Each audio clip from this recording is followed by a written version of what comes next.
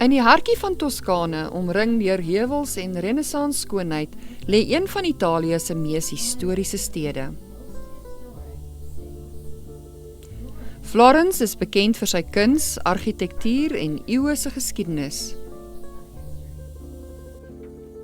Net buite die middestad, tussen bome en met 'n uitsig oor die Toskaanse platteland, staan Villa Aurora, die Adventiste Universiteit van die Italiaanse Unie.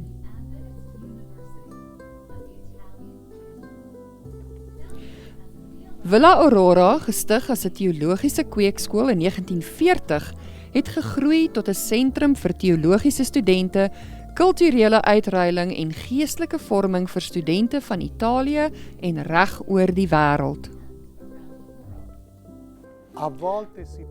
Die skool bied nie net akademiese opleiding vir predikante nie.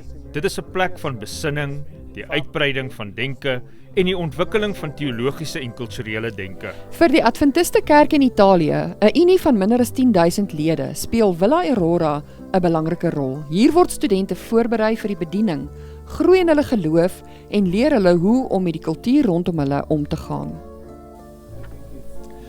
Wat jy op 'n Adventiste kampus leer, is veel meer as net onderwys. Dis 'n veilige plek om twyfel en vra oor jou geloof te deel en saam te groei.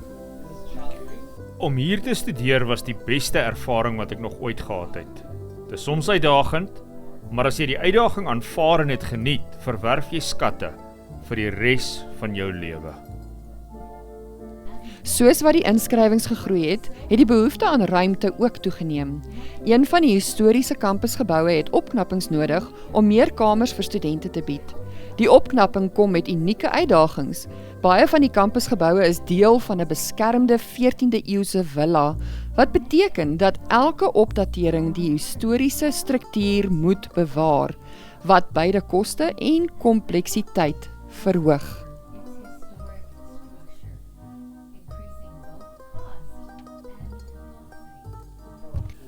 Deur een van ons geboue op te knap en meer ruimte te skep, kan die skool aan meer studente die moontlikheid bied om ons leefstyl hier te ervaar en nie so ver van die huis af te voel nie, maar 'n plek te vind wat hulle huis kan noem. Deur 'n bydrae te maak tot hierdie kwartaal se 13de Sabbatskooloffergawe, kan jy deel wees daarvan om hierdie visie moontlik te maak. Die instituut sou nie met sy eie krag 'n gebou kon opknap en die slaapsale uitbrei nie. Die gedeelte van die 13de Sabbatskooloffergawe is absoluut onontbeerlik. As die Italiaanse Unie eerstens, maar ook as die Villa Aurora Universiteit Instituut, is ons werklik dankbaar teenoor die Here en die Wêreldkerk vir die ondersteuning wat dit ons sal gee om hierdie projek voort te sit.